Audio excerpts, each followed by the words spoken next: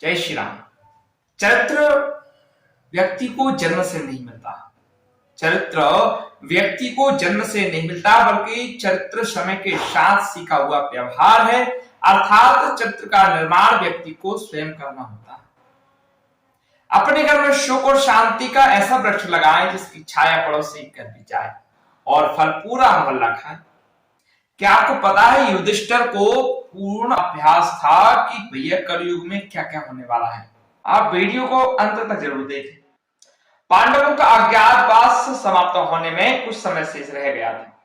पांचों पांडव एवं द्रौपदी जंगल में छुपने का स्थान ढूंढ रहे थे। उधर शनिदेव की आकाश मंडल से पांडव पर नजर पड़ी। शनिदेव के मन विचार आया कि इन पांचों में बुद्धिमान कौन है, परीक्षा ली जाए। शनिदेव ने एक माया का महल बनाया, कई योजन दूरी में। उस महल के 4 कोण थे, पूरब, पश्चिम, उत्तर, दक्षिण। अचानक भीम की नजर महल पर पड़ी और वो आकर्षित हो गया। भीम युधिष्ठिर से बोला, भैया मुझे महल देखना है। भैया ने कहा, जाओ देख आओ भैया। भीम महल के द्वार पर पहुंचा। वहां शनिदेव दरबार के रूप में खड़े थे। भीम बोला, मुझे महल देखना है। शनिदेव ने कहा, महल की कुछ शर्तें हैं। पहली शर्त है कि महल में 4 कोने हैं, आप एक ही कोना देख सकते हो। दूसरी शर्त है, महल में जो देखोगे उसकी सार सहित व्याख्या करोगे।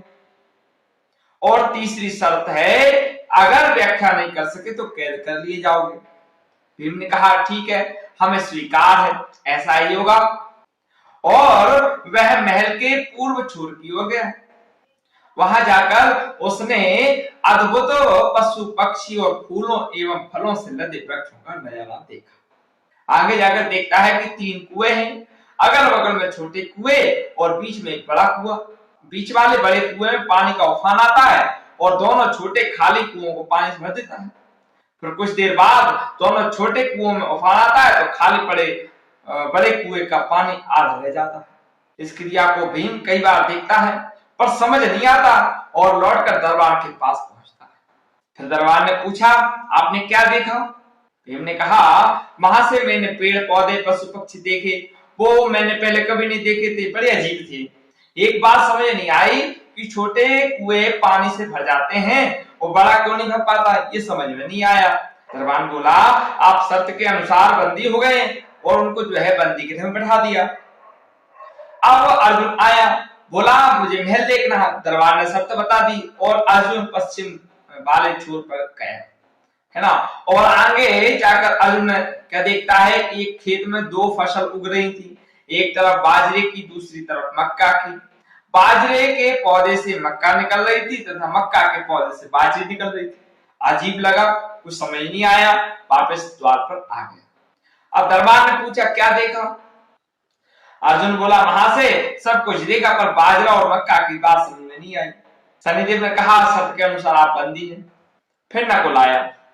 नकुल बोला, मुझे भी महल देखना है। फिर वह उत्तर दिशा की ओर गया। वहां उसने देखा कि बहुत सारी सफेद गायें हैं। जब उनको भूख लगती है तो अपनी छोटी बच्चियों का दूध पीती हैं। उसने समझ नहीं आया, द्वारपाल आया। शनिदेव ने उससे पूछा, आपने क्या देखा? नकुल बोला, वहां से गाय बच्चियों का दूध पीती हैं, यह समझ नहीं आया, तब उसे भी बंदी बना दिया। भैया जो है सहदेव आए। सहदेव आया, मुझे भी महल देखना है। वह दक्षिण दिशा की ओर गया अंतिम कोना देखने के लिए। क्या देखता है, वहां पर एक सोने की बड़ी शिला एक चांदी के सिक्कर पर टिकी हुई, डगमग डोले पर गिरे नहीं, छूने पर भी वैसे ही रहती है। समझ नहीं आया, वह वापस द्वार पर गया और बोला, सोने की शिला की बात समझ में नहीं आई। तब वह भी बंदी हो गया। चारों भाई बहुत देर से नहीं आए तो अब युधिष्ठिर को चिंता हुई। वह भी द्रौपदी सहित महल में गए, भाइयों के लिए पूछा।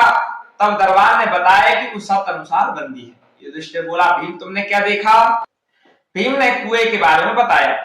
तब युधिष्ठिर ने कहा, यह कलयुग में होने वाला है। एक बाप 2 बेटों का पेट तो भर देगा, परंतु 2 बेटे मिलकर एक बाप का पेट नहीं भर पाएंगे। भीम को छोड़ दिया। अर्जुन से पूछा, तुमने क्या देखा? उसने फसल के बारे में बताया। तो युधिष्ठिर ने कहा, यह भी कलयुग में होने वाला है। वंश परिवर्तन अर्थात ब्राह्मण के घर शूद्र की लड़की और शूद्र के घर बनिया की लड़की ब्याही जाएगी। अर्जुन भी छूट गया। नकुल से पूछा तुमने क्या देखा? तो उसने गाय का वृतांत बताया। तब युधिष्ठिर ने कहा कलयुग में माताएं अपनी बेटियों के घर में पलेंगी, बेटी का दाना खाएंगी और बेटे सेवा नहीं करेंगे। तो जो है नकुल को भी छोड़ दिया गया। फिर जो है युधिष्ठिर ने सहदेव से पूछा तुमने क्या देखा? उसने सोने की शिला का वृतांत बताया। तब युधिष्ठिर बोले कलयुग में पाप धर्म को दबाता रहेगा, परंतु धर्म फिर भी जिंदा रहेगा, खत्म नहीं होगा। मैं सारी बातें सिद्ध हो रही साहब। अगर वीडियो आपके अच्छी लगी हो शेयर लाइक जरूर करें। धन्यवाद।